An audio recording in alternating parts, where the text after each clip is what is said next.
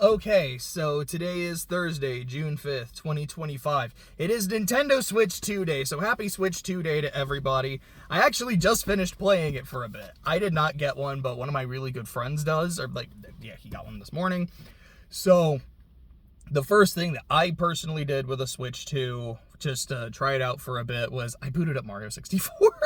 I booted up Mario 64, went into Whomp's Fortress, and did some goofy shit where, you side jump into the wall jump off of it, get into the platform, and get the star. And he and I did that together. We did our jank Mario 64 co-op shit, and it was great. What better way to break in a new system by doing some jank shit in a way older game?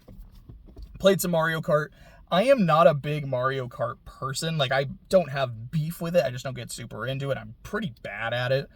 But I did quite a few races with my friends, and honestly had a really good time. I did a lot better than I was expecting. Probably just beginner's luck. But had a good time with that. And speaking of games, I'm going to try to get through this relatively quick so I can go back to hanging out with it. I was I have a chance. Here's a time for a good break. Let me go and get this shit done. But, speaking of games, Sony had their State of Play yesterday, and since it's a hour-long June Direct, it's basically their E3, now that E3 is defunct. So, some of the really cool stuff that I saw, a lot of stuff is that's cool. It might not personally affect me, but, the Ninja Gaiden game looks really pretty and really neat. Tactics, I know that's a big thing for a lot of people. The three things that stood out to me personally is, number one, Pragmata, because it's something I've been interested in, since it was first announced. So knowing that it still exists, getting a little bit of gameplay, which is kind of giving me a third-person BioShock Infinite vibe, which I love BioShock Infinite, so I'm pretty excited for that. And confirmed next year. Cool. Looking forward to it. Excited. Number two, the new Marvel game, the 4v4. That shit looks fucking insane. This looks so damn cool. I am loving these new character designs. I can't wait to play it. Sony's hey, we're going to make a new official fight stick. Also, we're making a new Marvel game with ArcSys. Fuck yeah, I'm into it. And also the release date for Silent Hill. Because Ryukishi 7 is writing a fucking Silent Hill game. I am very, very, very excited for this. And that, of course, comes out in late September. So I've got Trails in the Sky FC. The first chapter.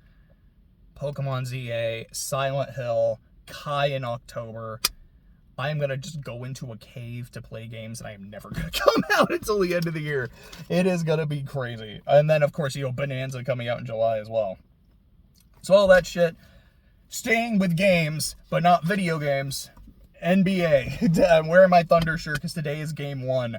I am excited. I am nervous. I am nervous-sighted. I'm expecting to have a good time watching the game. I'm not going to get a finals ticket. I looked, I was it's just up the road. I don't even have to worry about accommodations or travel, because I could just drive up there. I could, stay with family. How much is a ticket? That's several $100s. Those are in the thousands. No. No, as my buddy said, this is not for the common folk. But I am excited. Congrats to the Pacers for making it this far. I hope you lose. I don't mean that with any disrespect. I mean that in the nicest way possible, but you're going against my team. I hope y'all lose. I hope we win in a sweep, because I'm not going to lie, the Pacers kind of fucking scare me. This is a team that was really good on the road throughout most of the playoffs. This is a team who made insane fucking comebacks. You really can't take your foot off the gas when you play the Pacers. So I kind of just want to get this taken care of as quickly as possible, and I hope we fucking win. Inside the NBA is now done.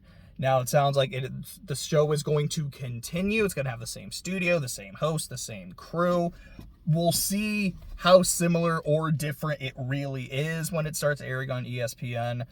But as far as the NBA on TNT, that is done. And watching that last episode, everyone kind of saying their final thoughts, we're not coming to fuck around and everything. I really enjoyed it. It was very bittersweet.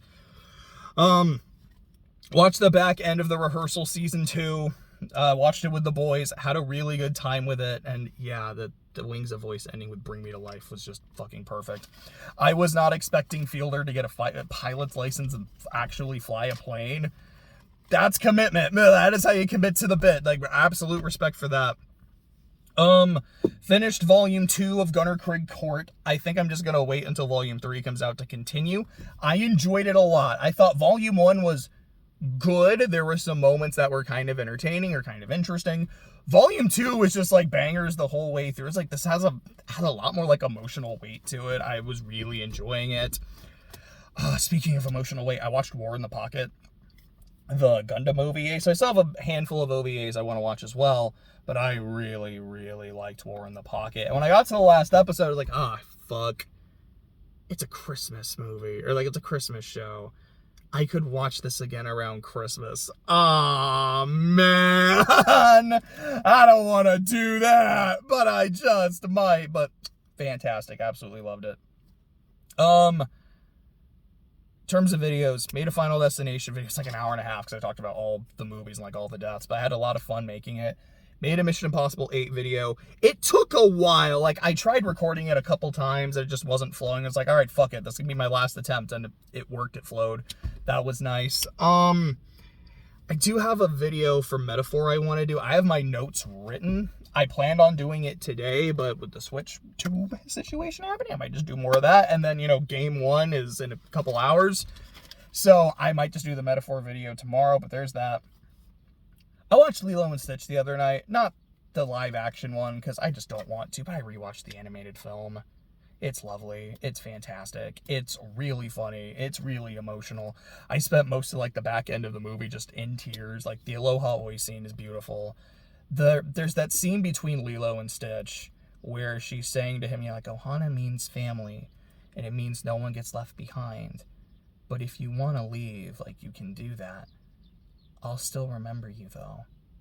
I remember everyone that leaves. That is devastating. That is heartbreaking. And from what I understand, that's just not in the live-action movie. Everything with the ugly duckling is apparently not in that movie, which is, like, the catalyst of Stitch's character development. Like, what?